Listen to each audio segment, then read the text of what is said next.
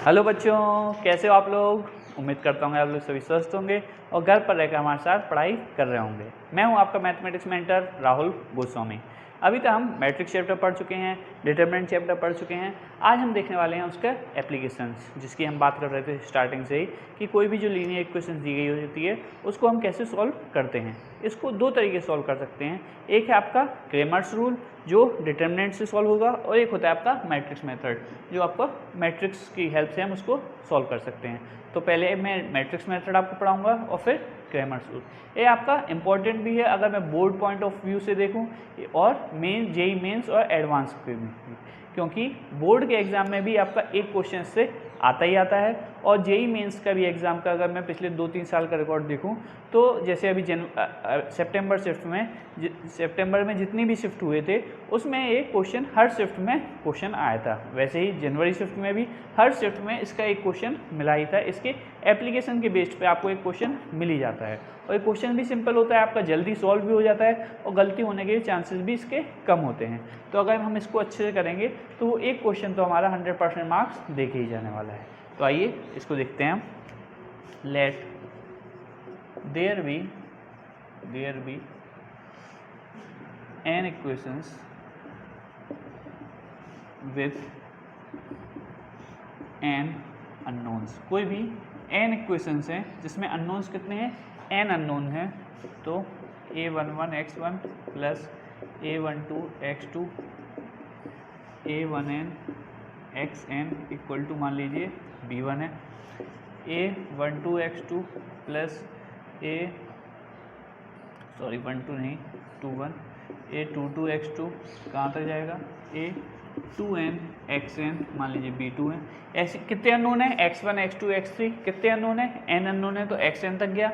Equation कितनी है इसकी, n इक्वेशन है तो an1 x1 1 है प्लस an2 x2 कहाँ तक जाएगा, ann xn equal to bn। Clear. n हमारी इक्वेशन है और n अननोन्स है। तो मैं जो सिस्टम ऑफ लीनियर इक्वेशन दी गई है क्या है, हमारी इक्वेशन है। और अगर एक से ज़्यादा इक्वेशन है तो हम इसको क्या बोल सकते हैं, सिस्टम ऑफ इक्वेशंस। और एक ऐसी सारी इक्वेशन लीनियर है, मतलब जो x की हाईएस्ट पावर क्या है वो 1 है, तो हम इसको लीनियर इक्वेशंस भी बोल सकते हैं। तो मैं जो इस सिस्टम आपको दिया गया है उसको किस फॉर्म में लिख सकता हूँ, उसको हम लिख सकते हैं। देखिएगा a11 a12 कहाँ तक है, a1n तक, a11 a12 a13 कहाँ तक है, a1n तक, a21 a22 a23 कहाँ तक है, a2n तक। और ये ऐसे चलता रहेगा an1 an2 an3 कहाँ तक है, ann तक। ये तो क्या हो गई, हमारी इक्वेशंस हो गई।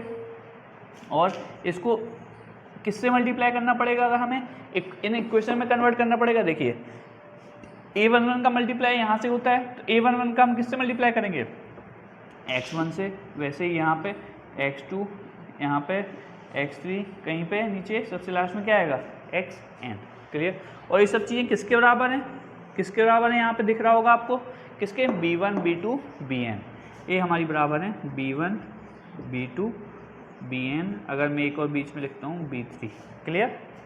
यहाँ पे भी लिख लेते हैं a31 a32 a33, यहाँ पे a3n। और यहाँ की हमने इक्वेशंस को नहीं लिखा। क्लियर। तो कोई भी अगर हमारा सिस्टम ऑफ लीनियर इक्वेशन दिया गया है तो हम उसको इस तरीके से लिख सकते हैं।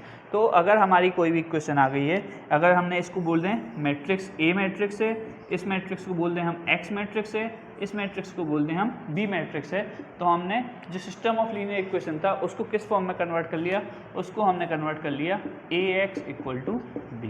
उसको हमने किस फॉर्म में कन्वर्ट कर लिया, AX इक्वल टू B। ए भी क्या है, हमारी मैट्रिक्स है, एक्स भी क्या है, हमारी मैट्रिक्स है, बी भी क्या है, हमारी मैट्रिक्स है। जो एक्स हमारी मैट्रिक्स है, ए है आपकी मैट्रिक्स ऑफ अननोन्स, इनकी वैल्यू हमें निकालनी है, वो एक मैट्रिक्स होगी। एक्स क्या होगी हमारी, मैट्रिक्स ऑफ अननोन्स। ए क्या होगा, matrix of constant matrix of constant, जो भी कांस्टेंट्स होते हैं आपके, जो भी आपकी इक्वेशन दी गई है उसमें a11 a12 ये तो हमेशा क्या होने वाले हैं, कांस्टेंट ही होने वाले हैं। तो ये मैट्रिक्स ऑफ कांस्टेंट, x क्या होगी आपकी मैट्रिक्स ऑफ अननोन। क्लियर है? तो आपको मैंने बताया कैसे हम इक्वेशंस को कन्वर्ट करते हैं मैट्रिक्स के फॉर्म में। अब आगे देखते हैं इन चीज़ों से क्या क्या रिजल्ट आता है, नोट कर लीजिए। नोट करने के लिए आप वीडियो को पॉज करके नोट कर सकते हैं।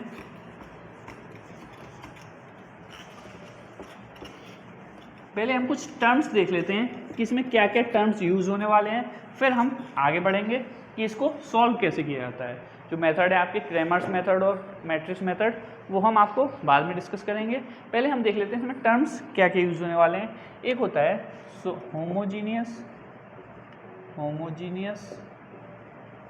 एंड नॉन होमोजीनियस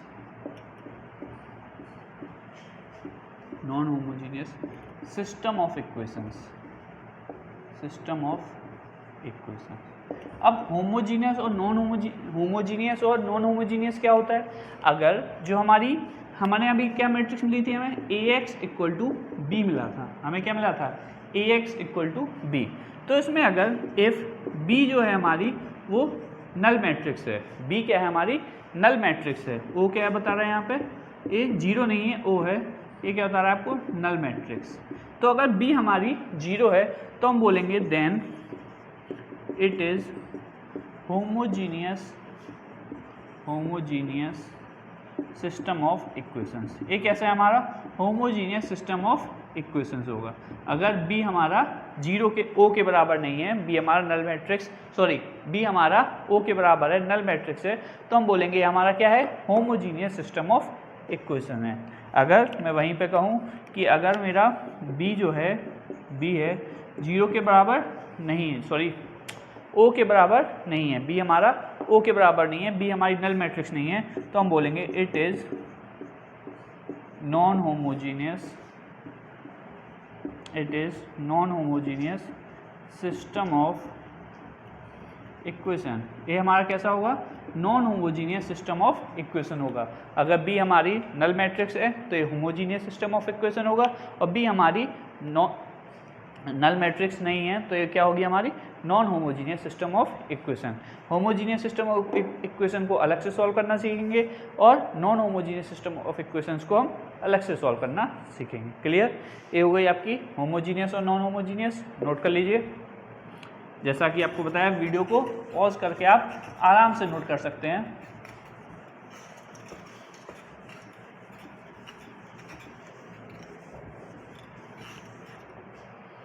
तो हमें क्या मिल चुका है, हमें मिला था ax = b तक हम पहुंच गए थे। कैसे पहुंचे थे वो आपको पता है। अब b का आपको पता है, अगर b अगर हमारी नल मैट्रिक्स है तो ये होमोजीनियस सिस्टम ऑफ इक्वेशन होगा, और b हमारी नल मैट्रिक्स नहीं है तो ये non homogeneous system of equation होगा। अब देखते हैं हम सॉल्यूशन ऑफ इक्वेशन। सॉल्यूशन क्या होता है? सॉल्यूशन क्या होता है, आपकी जो x मैट्रिक्स थी आपकी x मैट्रिक्स में क्या मिली थी हमें, x1 x2 x3 कहाँ तक xn, यही थी हमारी x मैट्रिक्स। तो अगर x1 x2 x3 क्या xn, अगर ये सारी वैल्यूज हमारी जो इक्वेशंस हैं लीनियर इक्वेशन उनको सेटिस्फाई करती हैं, अगर उनको सेटिस्फाई करती हैं सारी की सारी इक्वेशन, सारे के सारे x1 x2 x3 xn, इन सब की जो वैल्यू आती है वो हमारी लीनियर इक्वेशन को अगर सेटिस्फाई करती हैं तो हम इन्हीं को बोलते हैं सॉल्यूशन ऑफ इक्वेशन। यही क्या कहलाएगा हमारा सॉल्यूशन ऑफ इक्वेशन। क्या होता है सॉल्यूशन ऑफ इक्वेशन? अगर x1 x2 x3 xn की हमें वैल्यू मिलती हैं और वो सारी वैल्यू हमारी लीनियर इक्वेशंस की जो कंडीशन थी उसको सेटिस्फाई करती हैं। मतलब मैं कहूँ जैसे a11 x1 था प्लस a12 x2 था प्लस a11 x3 था, a11 1n xn था इक्वल टू b1 था। अगर मैं कहूँ x1 x2 x3 xn की वैल्यू इस इक्वेशन को बाकी सभी इक्वेशन को एक साथ सेटिस्फाई कर रही है, तो जो x1 x2 x3 की वैल्यू होंगी वो क्या होंगी हमारी solution of equations. Clear? obtained value of x1 x2 x3 xn which simultaneously satisfy all equations, then above values are solution of equation। तो हमारी जो x1 x2 की वैल्यू आई हैं वही क्या कहलाएंगी, हमारी solution of equation. Simultaneously word use क्यों किया मैंने? साइमल्टेनियसली का मतलब कि जितने भी इक्वेशन थी उन सबको, सारी इक्वेशंस को वैल्यू सेटिस्फाई करना चाहिए। ऐसा नहीं हो सकता कि एक इक्वेशन को कर दी और बाकी किसी इक्वेशन को नहीं की और मैं बोलूँ कि इस इक्वेशन सेटिस्फाई कर रही है तो इसका सॉल्यूशन हो जाएगा, ऐसा नहीं है। अगर 3 इक्वेशन दी गई हैं तो तीनों इक्वेशन को सेटिस्फाई करना चाहिए, तभी ये वर्ड साइमल्टेनियसली मैंने यहाँ पे यूज़ किया है। क्लियर? तो कोई भी x1 x2 xn तक की वैल्यू सारी इक्वेशंस को सेटिस्फाई कर रही है एक साथ, तब हम बोल पाएंगे कि जो हमें x1 x2 x3 xn की वैल्यू मिली है वो क्या है, हमारी सॉल्यूशन ऑफ इक्वेशन है। क्लियर?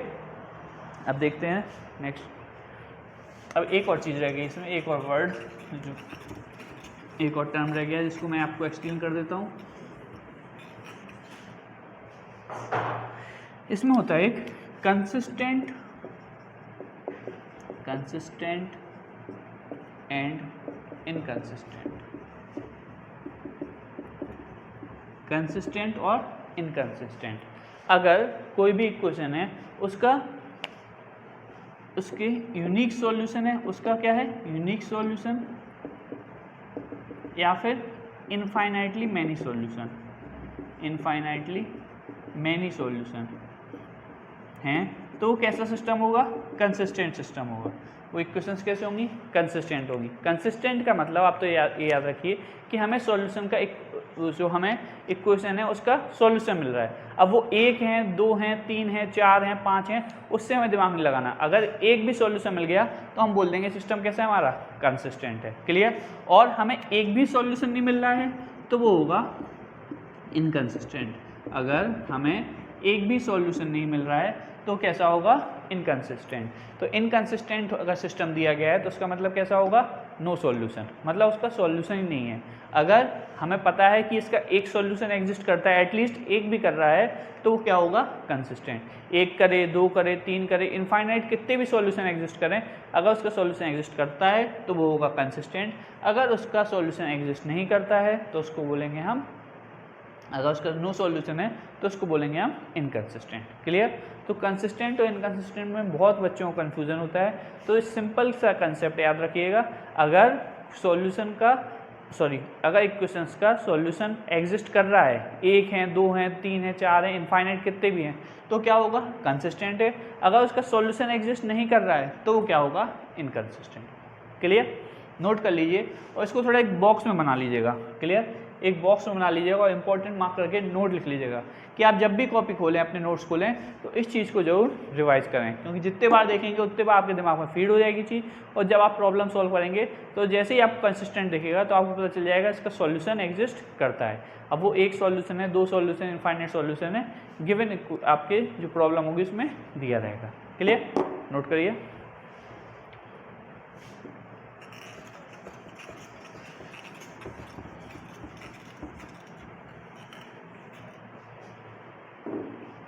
अब देखते हैं हम solution of non homogeneous system of equations. अगर हम अब देखते हैं कैसे हम सॉल्यूशन निकालते हैं, किसका, non homogeneous system of equation है। क्लियर? इसको 2 मेथड से पढ़ेंगे हम, एक होगा मैट्रिक्स मेथड, एक होगा आपका क्रैमर्स रूल। क्लियर? तो सबसे पहले हम डिस्कस करने वाले हैं आपका कौन कौन सी मेथड है, यहाँ पर पहले नोट कर लीजिए अपनी कॉपी में। एक है मैट्रिक्स मेथड, सेकंड है आपका क्रैमर्स रूल। दोनों ही बड़े इजी रूल हैं, बस कुछ चीज़ें हमें याद रखना है। दोनों ही इजी मेथड हैं, बस कुछ चीज़ें याद रखेंगे तो हमारा क्वेश्चन आराम से सॉल्व हो जाएगा। क्लियर? तो देखते हैं मैट्रिक्स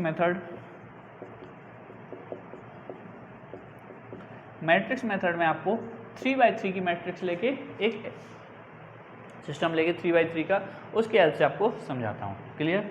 लेते हैं A11 x1 plus A12 x2 plus A13 x3 equal to B1, A12 x1 sorry 12 नहीं 21 x1 A22 x2 plus A23 x3 equal to B2, A31 x1 plus A32 x3 plus x2 A33 x3 equal to B3। एक कोई भी हमें 3 equation दी गई हैं, तो हमें इसका सॉल्यूशन निकालते हैं।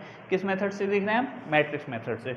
तो देखिए, अगर मैं इसको किस में अपना मैट्रिक्स में कन्वर्ट करना चाहूँ तो मैट्रिक्स में किस फॉर्म में कन्वर्ट हो जाएगा? देखिए A11 A12 A13 A21 A22 A23 A33 31 A31 A32 A33, ये हो गई हमारी ए मैट्रिक्स। और एक्स मैट्रिक्स क्या होगी? x1 x2 x3। अब इसका आप मल्टीप्लिकेशन करके देखिएगा, आपको यही चीज़ें मिलेंगी। क्लियर? और इसको कैसे करते हैं वो चीज़ मैंने सबसे पहले बता ही दी आपको। अब यहाँ पे क्या आएगा? यहाँ पे B matrix B1 B2 B3 आ जाएंगे। तो ये क्या हो गई? AX equal to B। ये हमें क्या मिल गई? AX इक्वल टू B के फॉर्म में मिल गई है। क्लियर? अब मुझे क्या निकालना है? X सॉल्यूशन निकालना है, मतलब x1 x2 x3 की वैल्यू चाहिए, तो मुझे X मैट्रिक्स निकालना है। तो मैं क्या करूं? प्री मल्टीप्लाई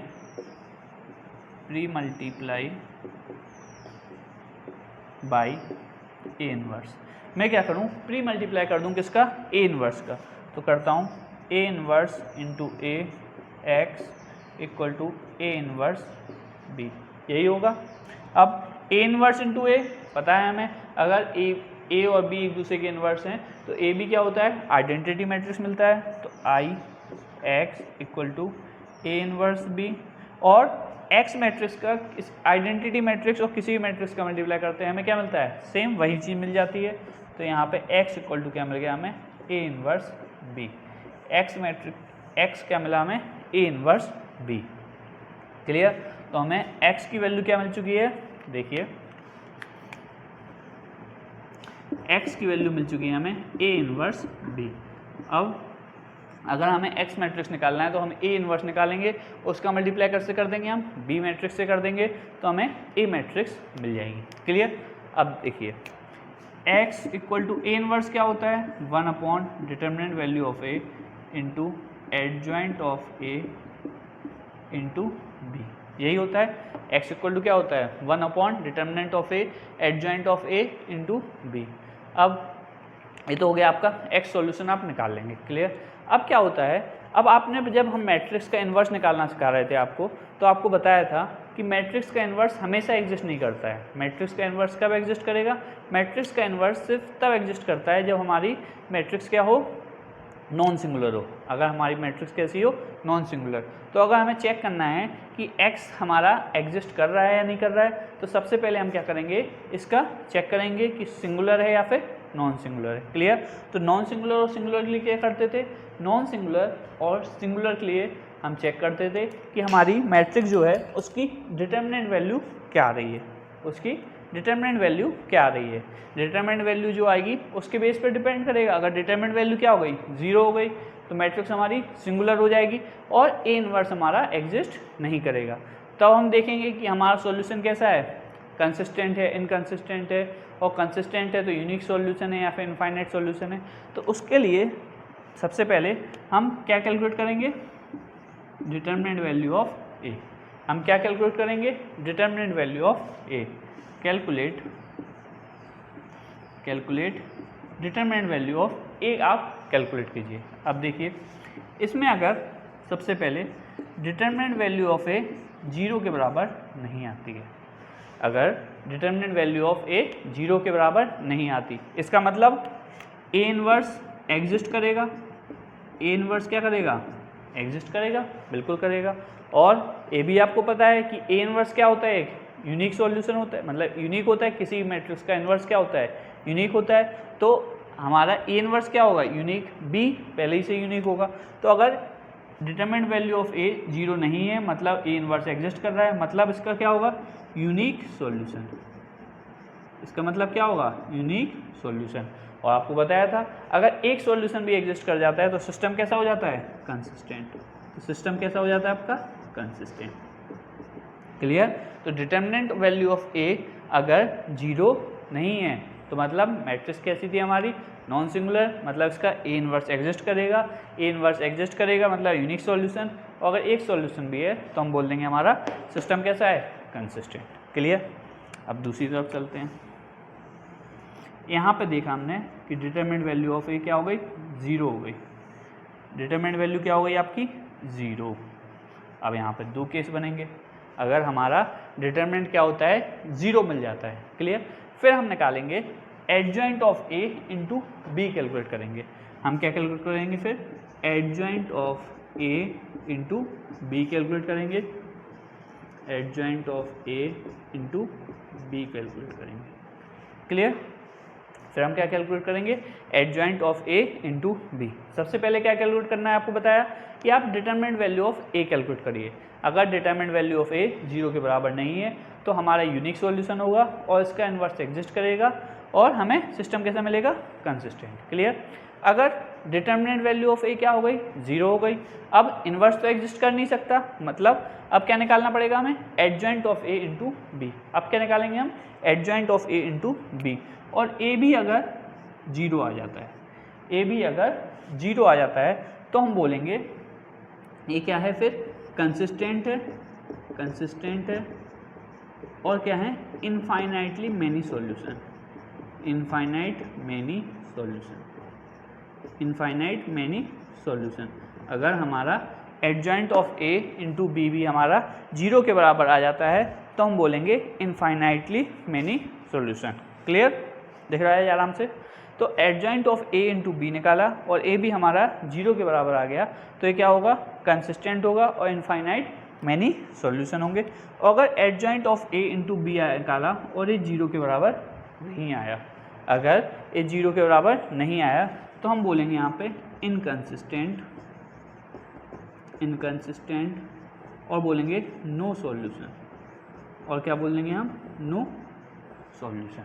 इनकंसिस्टेंट है और क्या बोल देंगे, नो सॉल्यूशन। क्लियर, नोट कर लीजिए, फिर से हम देखते हैं एक बार। वीडियो को पॉज करके नोट कर लिया होगा आपने। तो क्या बताया था हम बता रहे थे आपको कि जब भी कभी भी हमें, अगर हम मैट्रिक्स मेथड यूज़ कर रहे हैं तो हमें क्या मिला, ए एक्स इक्वल टू बी मिला। फिर हमने देखा कि x इक्वल टू क्या आ गया, A inverse B. x equal to क्या आ चुका है, ए इनवर्स बी। तो x की वैल्यू क्या, ए इनवर्स क्या होगा, x equal to 1 upon determinant value of a into adjoint of a। ये हो गया आपका ए इनवर्स और फिर b से मल्टीप्लाई कर देंगे इसका। क्लियर। तो आपको क्या बताया, सबसे पहले हमें क्या निकालना है, हमें चेक करना होगा ए इनवर्स एग्जिस्ट कर रहा है या नहीं कर रहा है। तो ए इनवर्स एग्जिस्ट करने के लिए हम क्या बताए थे आपको कि कभी भी आपको ए इनवर्स निकालना हो सबसे पहले क्या निकालेंगे, डिटरमिनेंट वैल्यू ऑफ ए। तो हमने डिटरमिनेंट वैल्यू ऑफ ए निकाली, कैलकुलेट डिटरमिनेंट वैल्यू ऑफ ए। फिर क्या बोला, अगर डिटरमिनेंट वैल्यू ऑफ ए 0 के बराबर नहीं है, अगर डिटरमिनेंट वैल्यू ऑफ ए 0 के बराबर नहीं है तो मतलब इसका कि हमारा इन्वर्स एग्जिस्ट करेगा, इन्वर्स एग्जिस्ट करेगा मतलब हमारा यूनिक सॉल्यूशन होगा। और अगर एक सॉल्यूशन भी एग्जिस्ट कर रहा है तो हमारा सिस्टम कैसा हो जाएगा, कंसिस्टेंट। सिस्टम कैसा हो जाएगा हमारा, कंसिस्टेंट। अब मान लीजिए अगर डिटरमिनेंट वैल्यू ऑफ ए 0 आ गई, अब डिटरमिनेंट वैल्यू ऑफ 0 आ गई, अब इन्वर्स तो एग्जिस्ट कर नहीं सकता, इन्वर्स क्या करेगा, एग्जिस्ट नहीं करेगा। इन्वर्स एग्जिस्ट नहीं करेगा मतलब फिर हम क्या कैलकुलेट करेंगे, फिर हम केवल ए पार्ट कैलकुलेट करेंगे, एडजॉइंट ऑफ ए निकालेंगे और इंटू बी कैलकुलेट करेंगे। हम क्या कैलकुलेट करेंगे, adjoint of A into B. अगर adjoint of A into B भी हमारा 0 आ गया तो हम बोल देंगे हमारे इनफाइनाइट नंबर ऑफ सॉल्यूशंस हैं। तो अब क्या बोल देंगे हम, इनफाइनाइट नंबर ऑफ सॉल्यूशंस हैं। और अगर इनफाइनाइट नंबर ऑफ सॉल्यूशन है मतलब सॉल्यूशन है, इसका मतलब कंसिस्टेंट है। अगर adjoint of A into B 0 नहीं आया तब क्या बोलेंगे हम, हमारा इनकंसिस्टेंट सिस्टम है और इसका कोई भी सॉल्यूशन एग्जिस्ट नहीं करेगा। क्लियर। तो याद रखिए, ये तो याद रहेगा आपको, ये चीज़ तो यहाँ पर क्लियर रहेगी। बच्चों को डाउट क्या होता है कि सर ये 0 है और ये 0 नहीं है, इसको कैसे, मतलब कभी कभी कन्फ्यूजन हो जाता है जब क्वेश्चन अभी स्टार्टिंग में क्वेश्चन नहीं लगाओ गया, कन्फ्यूजन रहेगा। तो एक चीज़ याद रहेगा, अगर जीरो मिला तो आगे भी जीरो मिलना चाहिए कंसिस्टेंट होने के लिए। क्या याद रखना दिमाग में, किस तरीके से फीड कर सकते हो, अगर नॉन जीरो मिला तब तो कंसिस्टेंट है ही, अगर जीरो मिला तो ये वाला पार्ट भी जीरो मिलना चाहिए। जीरो पे जीरो मिला तो कंसिस्टेंट, जीरो पे जीरो मिला तो कंसिस्टेंट, नॉन जीरो मिला तो कंसिस्टेंट। अगर एक बार जीरो एक बार नॉन जीरो मिला, एक बार जीरो एक बार नॉन जीरो मिला, तब क्या है भैया, इनकी सहमति नहीं हो रही एक दूसरे से, तो क्या सॉल्यूशन देंगे, तो मतलब नो सॉल्यूशन। इनकी सहमति नहीं है, एक सरकार बोल रही है जीरो, एक सरकार बोल रही है नॉन जीरो, तो कहाँ से बैठेगी, सरकार नहीं बन पाएगी, इसलिए ये इनकंसिस्टेंट हो जाएगा, इसका कोई भी सॉल्यूशन एग्जिस्ट नहीं करेगा। इसमें क्या हो रही, इसने बोला जीरो तो इस सरकार ने बोल दिया हाँ भैया जीरो, क्लियर। इसने बोला बिल पास, इसने बोला बिल पास, तो क्या हो गया, इनफाइनाइटली नहीं सॉल्यूशन, मतलब कंसिस्टेंट, क्लियर। तो नोट कर लीजिए, फिर आगे देखते हैं हम क्रैमर्स रूल। अब हम प्रॉब्लम देखते हैं। क्रैमर्स रूल को हम नेक्स्ट लेक्चर में पढ़ेंगे, वरना अभी अब करेंगे तो लेक्चर बहुत लेंदी हो जाएगा, कोई फ़ायदा नहीं है उसका। तो अभी हम जो मैट्रिक्स मेथड पढ़ा है हमने, उसके बेस पे एक या दो प्रॉब्लम हम सॉल्व कर लेते हैं, जिससे हमारा कंसेप्ट भी और क्लियर हो जाएंगे, क्लियर। तो हमारा क्या है question, solve the following system of equations. हमें 3 इक्वेशन दी गई है, हमें इनको सॉल्व करना है, क्लियर। तो इनको सबसे पहले तो हम मैट्रिक्स फॉर्म में कन्वर्ट करते हैं। तो मैट्रिक्स फॉर्म में क्या हो जाएगा, सॉल्यूशन 1 2 1 1 2 1, इसका y कोफिशिएंट 0 है तो 1 0 3, इसका 2 -3 और z का कोफिशिएंट नहीं है तो 0। यहाँ पे आएगा आपका x y z, और यहाँ पे क्या आएंगे 7 11 और 1, 7 11 और 1, क्लियर। तो a हमारा a का काम करेगी, a हमारा x का काम करेगी, a हमारा b का काम करेगी। तो ax इक्वल टू b मिला, तो x क्या होता है हमें पता है, a इनवर्स b। x क्या होता है हमारा, a इनवर्स b। तो हमें क्या क्या निकालना है, सबसे पहले a इनवर्स निकालना है, उसका मल्टीप्लाई किससे कर देना है, b से। तो चेक करते हैं कि पहले सिस्टम कंसिस्टेंट है इनकंसिस्टेंट। उसके लिए क्या चीज़ आपको बताई थी, सबसे पहले कैलकुलेट करिए डिटरमिनेंट वैल्यू ऑफ a। अगर डिटरमिनेंट वैल्यू ऑफ a अगर हमारी 0 नहीं आई तो कैसा होगा, इनवर्स हमारा एग्जिस्ट करेगा और सॉल्यूशन हमारा कंसिस्टेंट होगा, सॉल्यूशन हमारा कंसिस्टेंट होगा और सॉल्यूशन कैसा होगा, यूनिक सॉल्यूशन होगा। और मान लीजिए अगर डिटरमिनेंट वैल्यू ऑफ a 0 आ गई, फिर क्या कैलकुलेट करना है हमें, adjoint of a into B calculate करना है। और a भी अगर 0 आ गया तब क्या बोलेंगे, 0 0 सरकार बन गई, मतलब कंसिस्टेंट होगा। लेकिन अब यूनिक सॉल्यूशन नहीं होगा, कैसा होगा, इनफाइनाइट सॉल्यूशन होगा। और यहीं पे अगर determinant value of adjoint of a into B 0 नहीं आया, इसने बोला 0, इसने बोला नॉन जीरो, सरकार बनी क्या, नहीं बनी सरकार, क्या होगा, इनकंसिस्टेंट, सरकार चल ही नहीं पाएगी, इनकंसिस्टेंट मतलब नो सॉल्यूशन, क्लियर। इसका मतलब क्या होगा, नो सॉल्यूशन। तो इसी हिसाब से हम आगे बढ़ेंगे। सबसे पहले क्या निकालेंगे हम, डिटरमिनेंट वैल्यू ऑफ a। तो डिटरमिनेंट वैल्यू ऑफ a निकाल लेते हैं। कैसे, कौन से रो या कॉलम से एक्सपेंड करें, हम करते हैं मान लीजिए फर्स्ट रो से कर देते हैं, कोई दिक्कत नहीं है, फर्स्ट रो से करते हैं। इसको छपा, इसको 0 3 3 9, माइनस का पहले से था तो 9 माइनस का 2, इसको छुपाया 0 माइनस का 3 2 6 प्लस 1, इसको छुपाया -3 और ये 0 हो गया। तो क्या मिला हमें, 9 माइनस माइनस प्लस 12 और माइनस का 3, तो 12 माइनस 3 9 9 9 18।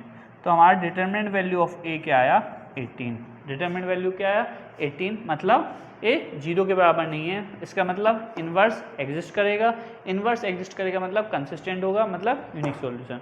तो इसमें क्या मिलने वाला है हमें, यूनिक सॉल्यूशन मिलने वाला है। इसको फिर से नोट कर लीजिए, कहीं क्वेश्चन के साथ ही नोट कर लीजिए कि जितने ज़्यादा बार आप रिवाइज करेंगे उतना आपका फ़ायदा होगा। वीडियो को पॉज करके उसको नोट कर लीजिए।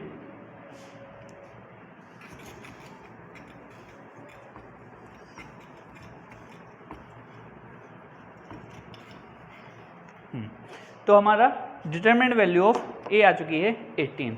तो अब हमें क्या निकालना होगा, अब हमें निकालना होगा x क्या होता है, a इनवर्स क्या होगा, 1 upon determinant of a into adjoint of a into b, clear. अब हमारा नेक्स्ट टारगेट क्या है, अब हमारा टारगेट होना चाहिए कि हम एडजॉइंट ऑफ ए निकालें। तो एडजॉइंट ऑफ ए कैसे निकालते हैं, एडजॉइंट ऑफ ए कैसे निकालते हैं, जो हमारे एलिमेंट्स हैं उनके हम कोफैक्टर निकालेंगे और उसका फिर हम ट्रांसपोज कर देंगे। जो हमारे एलिमेंट्स हैं उनका हम कोफैक्टर निकालेंगे फिर ट्रांसपोज कर देंगे। तो 1 का कोफैक्टर क्या होगा, इसको छुपा इसको 0 माइनस का 3 3 या 9, तो यहाँ पे +9 हो जाएगा। क्लियर, 0 माइनस साइन लगाया, -3 इंटू 3 -9 और +9 हो गया। 2 का कोफैक्टर इसको छुपाया इसको छुपाया, 0 -6 3 2 जा 6, माइनस का 6, लेकिन ये कैसा है नॉन डायगोनल एलिमेंट, तो इसका साइन चेंज हो जाएगा, तो ये हो गया 6। क्लियर। अब 1 का इसको छुपाया क्या मिला, माइनस का 3 -0, तो ये हो गया -3, डायगोनल एलिमेंट है उसका साइन क्या रहेगा -3 रहने वाला है। क्लियर, 9 6 -3। अब आगे बढ़ते हैं, अब किसका, हाँ 1 का कोफैक्टर, सेकेंड रो छुपाई, फर्स्ट कॉलम छुपाया, तो 0 -3, तो मतलब 3 ए नॉन डायगोनल एलिमेंट है, तो यहाँ पे -3 आ जाएगा। क्लियर, 0 का बीच वाले का इसको छुपाया, ये तो 0 हो जाएगा, ए -2 बनाएगा, तो यहाँ पे -2 ही रहने वाला है। 3 का कोफैक्टर इसको छुपाएंगे 3 1 जा 3 2 2 जा 4, 3 -4 -1, नॉन डायगोनल एलिमेंट है इसलिए 1, तो ये क्या मिल गया हमें -3 -2 और 1। क्लियर, क्या हुआ है यहाँ पे, यहाँ पे क्या आएगा, अब यहाँ पे देखते हैं इसका कोफैक्टर, इसको छुपाया 3 2 जा 6, तो यहाँ पे 6 ही आने वाला है। -3 का इसको छुपाया 3 1 जा 3 -1, 3 -1 2, डायगोनल है कि नॉन डायगोनल, इसलिए माइनस को 2 आएगा, और इस 0 का इसको छुपाया 0 -2, तो ये -2 ही आएगा। शायद कहीं एक आधा एलिमेंट गलत हो गया है,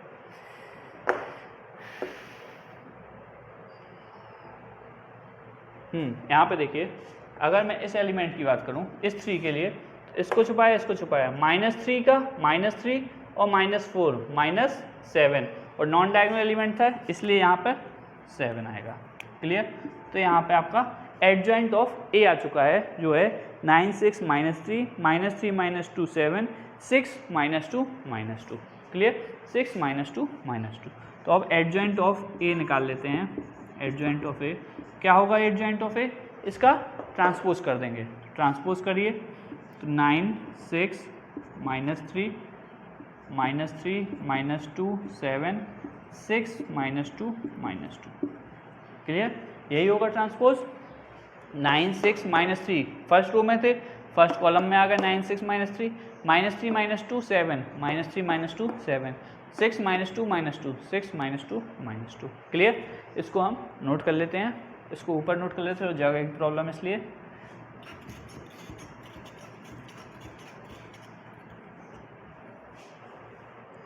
क्या हो जाएगा ये, adjoint of A will be equal to 9 6 -3 -2 7 6 -2 -2। Clear, इसको यहाँ छुपा लेते हैं।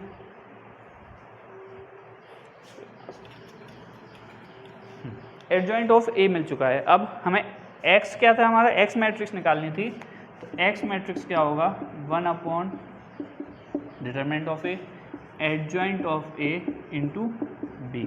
तो लिख लेते हैं X equal to 1 upon determinant value of A 18 I है, 18, एडजॉइंट ऑफ ए कितना आया 9 -3 6 6 -2 -3 7 -3 7 -2, और बी मैट्रिक्स क्या आई है, बी मैट्रिक्स थी हमारी 7 11 और 1, 7 11 और 1। इसको सॉल्व करते हैं, x इक्वल टू 1/18। क्या सबसे पहले देखिए मैट्रिक्स का मल्टीप्लिकेशन पॉसिबल है, ए कितने बाई कितने मैट्रिक्स है 3 × 3 की, और ए कितने बाई कितने मैट्रिक्स है, ए हमारी 3 × 1 की। तो मैट्रिक्स का मल्टीप्लिकेशन पॉसिबल है और रिजल्ट क्या मिल रहा है हमें 3 क्रॉस 1 का। तो हमें रिजल्ट भी पता है कि क्या मिलेगा ये 3 क्रॉस 1 का, और 3 क्रॉस का 1 का ही मिलना चाहिए क्योंकि ए मैट्रिक्स भी कैसी है हमें 3 क्रॉस 1 की है। क्लियर? तो हमें मैट्रिक्स का रिजल्ट भी क्या चाहिए था 3 क्रॉस 1 ही चाहिए था, वही मिलेगा। तो हमें एक्स वाई जेड की वहाँ से हम वैल्यू बता पाएंगे। चलिए करते हैं मल्टीप्लिकेशन। 9 7 जा 63 -3 इंटू 11 माइनस का 33 6 इंटू 1 प्लस का 6। क्लियर? 6 इंटू 7 7 6 जा 42 -2 इंटू 11 माइनस का 22 -2 इंटू 1 माइनस का 2। क्लियर? अब -3 इंटू 7 माइनस का 21 7 इंटू 11 प्लस का 77 -2 इंटू 1 माइनस का 2। क्या मिल जाएगा अब देख लेते हैं। 63 माइनस 33 30 प्लस 6 36 42 माइनस 22 20 माइनस 2 18 -21 और -2 -23 और 77 माइनस 23 7 में से 3 गए 4 बचे 7 में से 2 गए 5 बचे। कितना आ गया 54।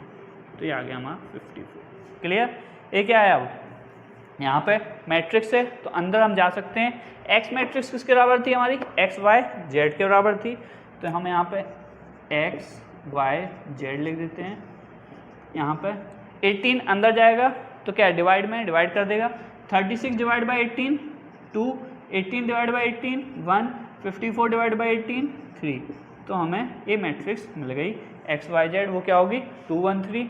तो हम यहाँ से बोल सकते हैं एक्स की वैल्यू क्या होगी 2, वाई की वैल्यू क्या होगी 1, जेड की वैल्यू क्या होगी 3।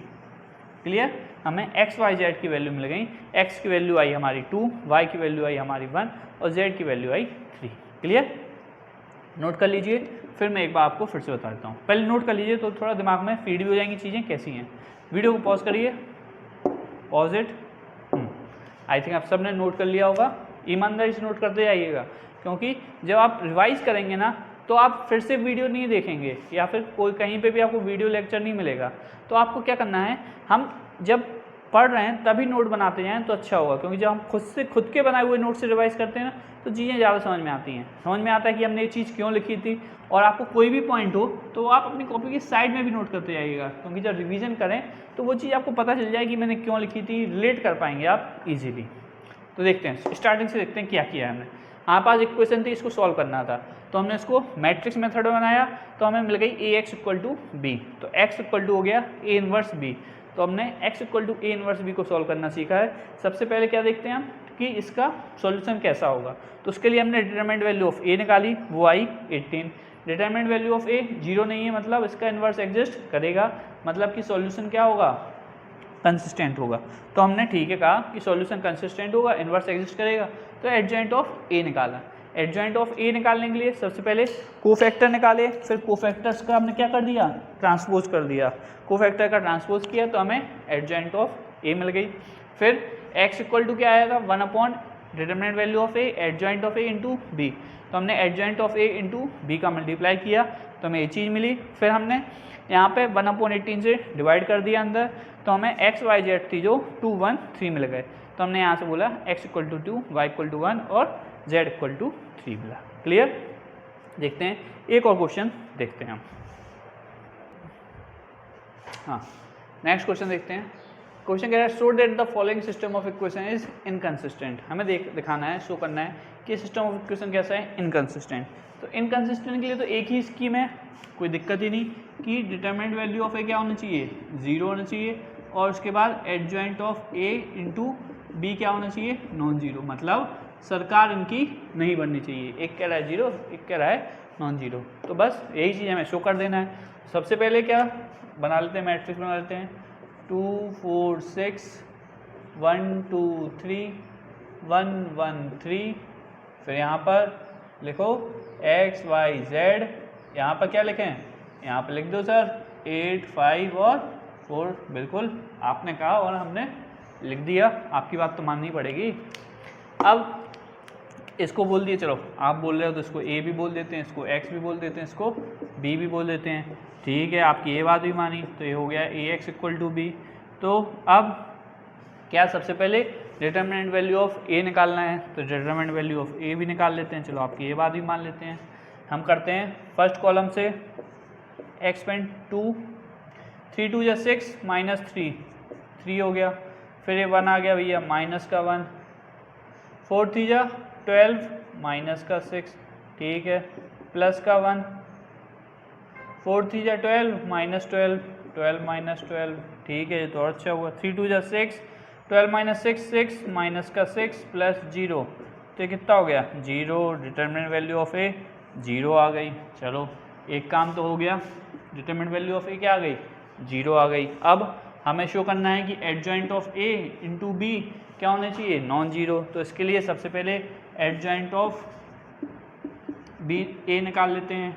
एडजॉइंट ऑफ ए सबसे पहले क्या निकालेंगे हम, कोफैक्टर बनाएंगे, उसका क्या कर लेंगे हम, कोफैक्टर बनाएंगे, उसका क्या करेंगे ट्रांसपोज। तो सबसे पहले कोफैक्टर निकाल लेते हैं। 2 का कोफैक्टर 3 2 जा 6 माइनस 3, इसका होगा 3। 4 का कोफैक्टर, इसको छुपाया, इसको 3 माइनस 3 0, साइन की कोई टेंशन ही नहीं। 6 का 1 माइनस 2 माइनस 1, डायगोनल एलिमेंट है, सेम साइन लेने दो। 1 का इसको छुपाया, इसको 4 3 जा 12 माइनस 6, 12 माइनस 6 6, और डायगोनल पे नहीं है तो इसलिए माइनस का 6। फिर 2 का इसको छुपाया, इसको 3 2 जा 6 माइनस 6, ये हो गया आपका 0।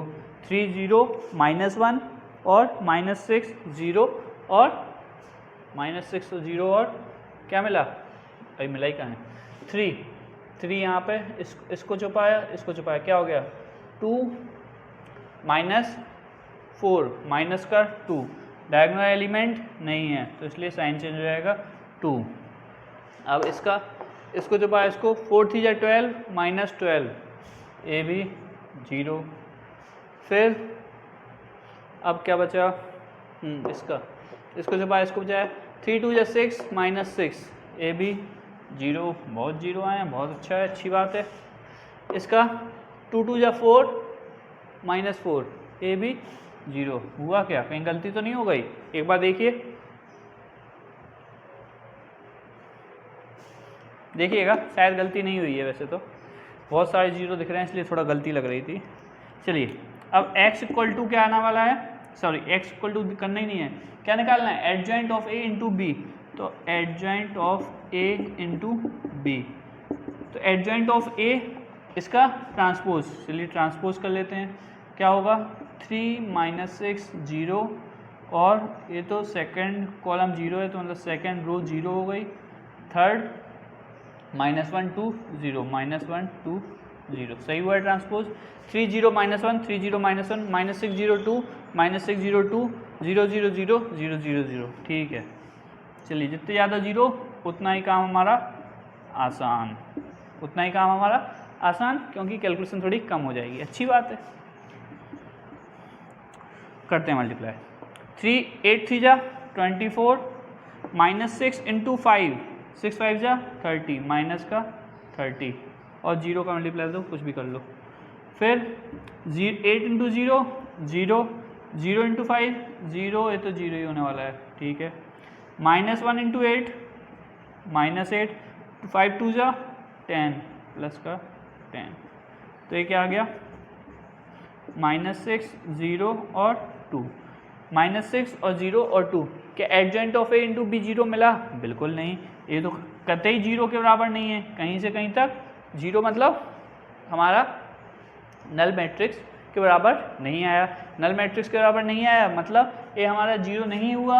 इसका मतलब क्या हुआ, इसका मतलब ये हुआ कि सरकार नहीं बनी और सिस्टम कैसा हो गया इनकंसिस्टेंट। इसका मतलब कैसा हो गया इनकंसिस्टेंट, सिस्टम कैसा हो गया इनकंसिस्टेंट, क्योंकि सरकार नहीं बनी। यहाँ पर तो भैया 0 हो गया था, लेकिन ये हमारा नल मैट्रिक्स नहीं बना, ये हमारा नल मैट्रिक्स नहीं बना, मतलब सिस्टम कैसा हो गया हमारा इनकंसिस्टेंट हो गया। क्लियर, सिस्टम कैसा हो गया हमारा इनकंसिस्टेंट, और यही तो हमें शो करना था इनकंसिस्टेंट। क्लियर।